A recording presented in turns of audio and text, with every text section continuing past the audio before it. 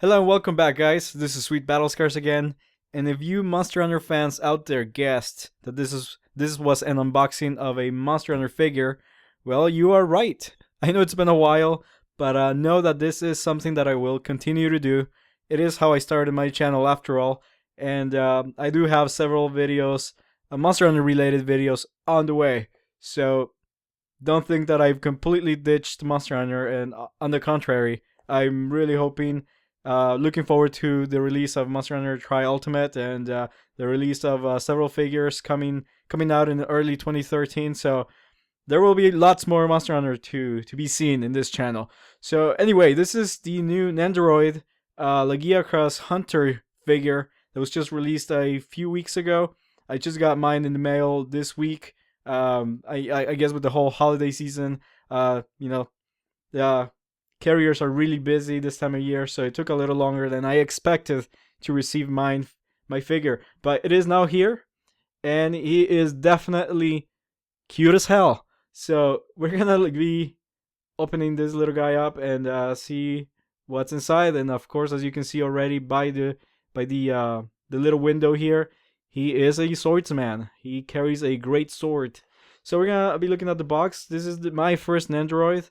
I've never had one of these little figures, so if any of you out there have any of these, tell me how those fare, and you'll see how this one is in this video. So this is the side of the box showing you a couple of poses of the figure, just kind of running in the running pose and holding his great sword there, and the back of the box, obviously awesome Japanese text up there, and a couple of other poses showcasing the figure.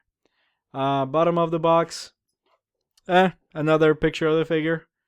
Nothing too interesting. So we have the Capcom logo there. Obviously, it's been licensed, and the top of the box with the Monster Hunter logo out there, and the picture of the figure. So let's open this guy up and see what he actually looks like out of the box. So we have an instruction booklet. I love these instruction booklets for these figures. So I'm gonna get them out of the plastic shell, but I'm gonna change my camera here so you guys can see perfectly. So it's gonna get a little loud, guys. Sorry. I always try to keep this minimal. And I will, kind of tweak the audio so that it's not too loud, especially for you guys, the ones using headphones. So here is the figure. And as you can see, he is looking pretty good. So let's get this plastic out of the way. And he has more plastic in his face. And I know from seeing pictures online that his face is supposed to come off, his face and the front part of his helmet here, of his helm. So I think that's the only way I can remove this thin piece of plastic. So there we go. So it does pop out. He doesn't come with any interchangeable faces or like a helm, like a different helm. So I guess this is just for maybe putting other faces. If you have any other figures in the Nendoroid series, excuse me, I guess you can, kind of switch those faces out. That's the only way. That's the only reason I can think for them doing this. Here we go. It's back. Some more plastic around the legs, and it looks like he is plastic free. So I'm gonna let you have a closer look at the figure and notice right away how clean the paint job is. The plastic, I can already tell you, is I don't think it's PVC. It might be PVC. I can't really tell by just touching it. It must be PVC though, but it's just really well painted, and the cast is just fabulous. Oops. And I guess that's not something you want to do. So the cast looks fantastic already. There are no seam lines. There's no flashing visible. So they really cleaned up these parts before painting them. And I gotta say, for a little figure like this, there is an awesome amount of detail already, as you can see, especially in the torso area. You can see the armor there, and notice how the light plays with the metallic plate on his chest already. Really nice. So I'm glad they gave him a really nice metallic paint there.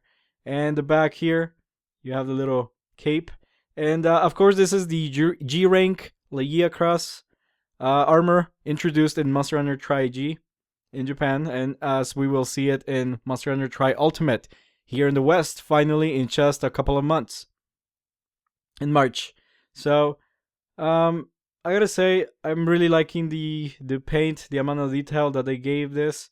I'm really impressed with the how clean the paint is.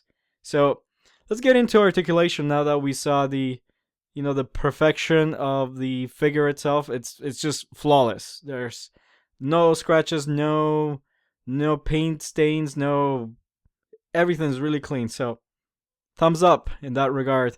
So in terms of articulation, obviously the head goes up and down like so, and it does move, but I notice here you have to kind of play with it, because this little horn on his shoulder pads, on his shoulder armor, hits the little jaw here. I guess he just has a huge head, so it kind of scratches down there. So I will not be moving this too much, as I hate scratches on my figures.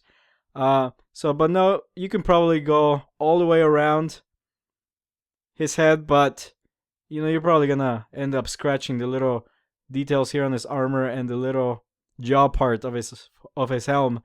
So that's the head, and then the arms go up and down about that much before it hits the shoulder pad, and then the shoulder hits the head at that point.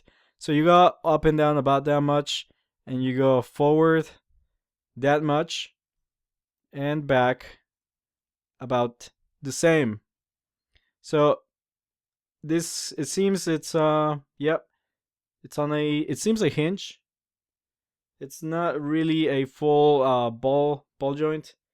So it does have it doesn't really matter, because he does have a lot of limited movement due to how the fact that his arms are extremely tiny and his body is extremely tiny for his head.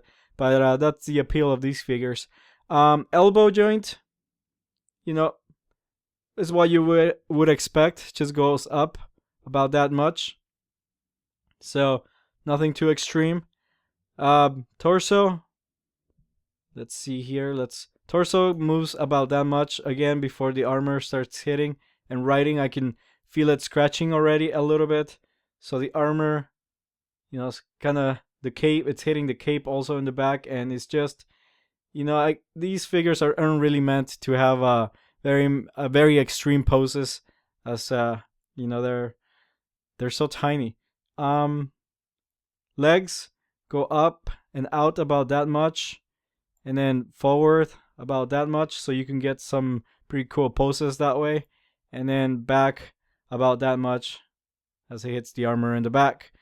Knee joint is also on a hinge, so it bends about that much, as you can see there.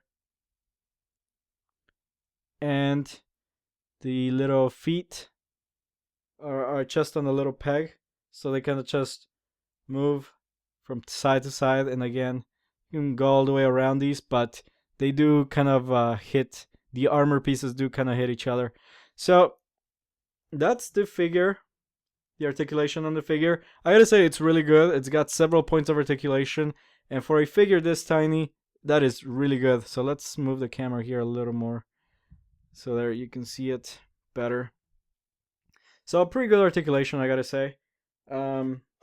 Let's look at the accessories here. It comes with the greatsword, the Lagiacrus greatsword. So again, awesome detail on this. Nice paint job.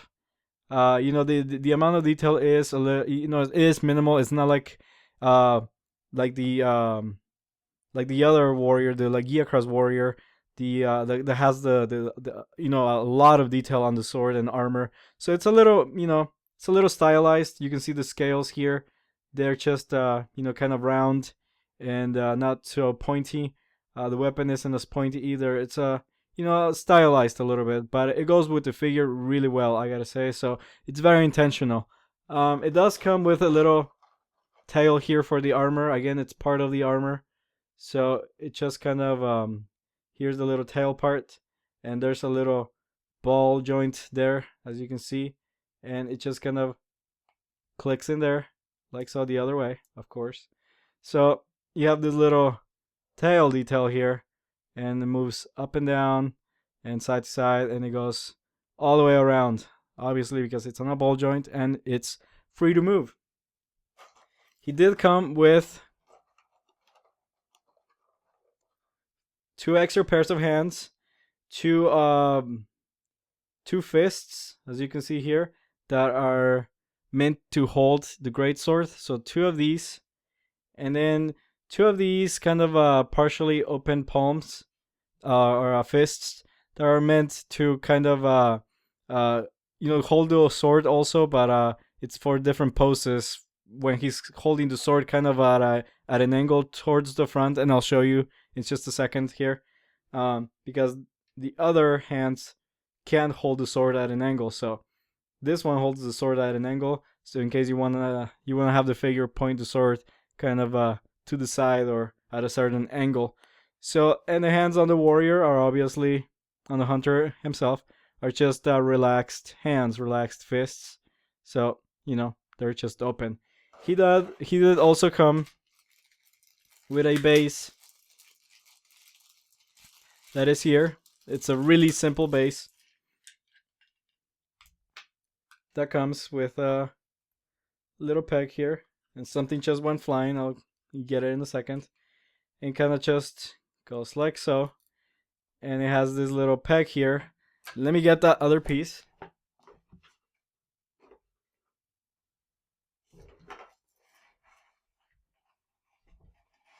And I am back. So it does come with, let me get some of this plastic out. He does come with this little peg here that is meant to go under here, and then this goes into that little hole there.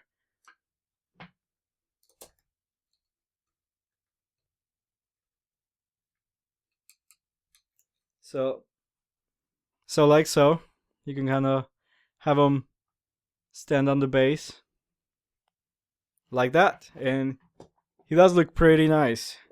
He looks pretty cool on that base. So you can have him displayed in several poses now that you have the base to hold them.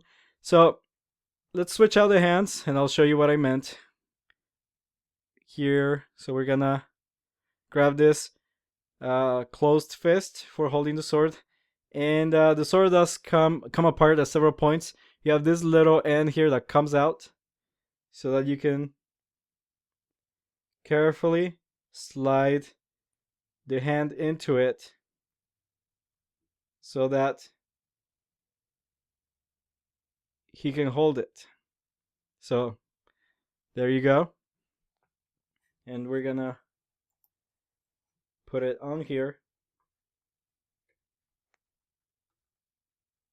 Okay, so now he's grabbing it with one hand, but obviously you see the sword kind of falls. So then that's when you take this little partially opened fist, and this is meant to kind of hold the sword at an angle.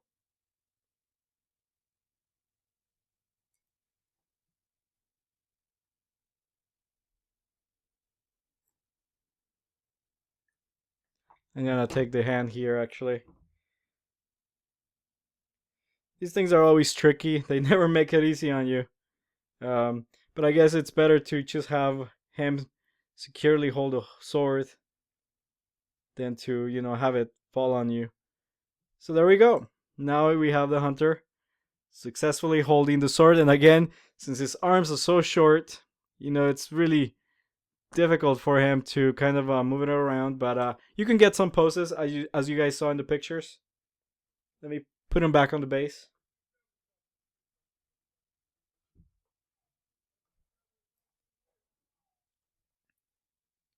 Let's give him kind of a pose here.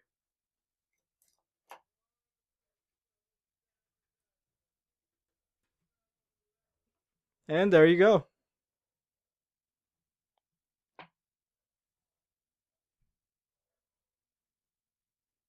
Get this plastic out of here. So there you go, guys. That is the Nendoroid Lagiacrus Warrior for that was just released a couple of weeks ago. I gotta say, I give it a thumbs up. It's a really great figure. I'm really liking it. It's really cute. It's just really awesome to look at.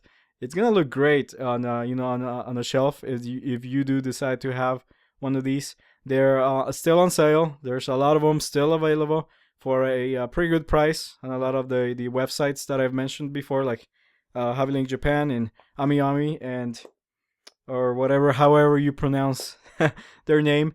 But so yeah, I gotta say it's a really awesome figure. Must have for any Monster Hunter fan, since its cuteness is just so epic.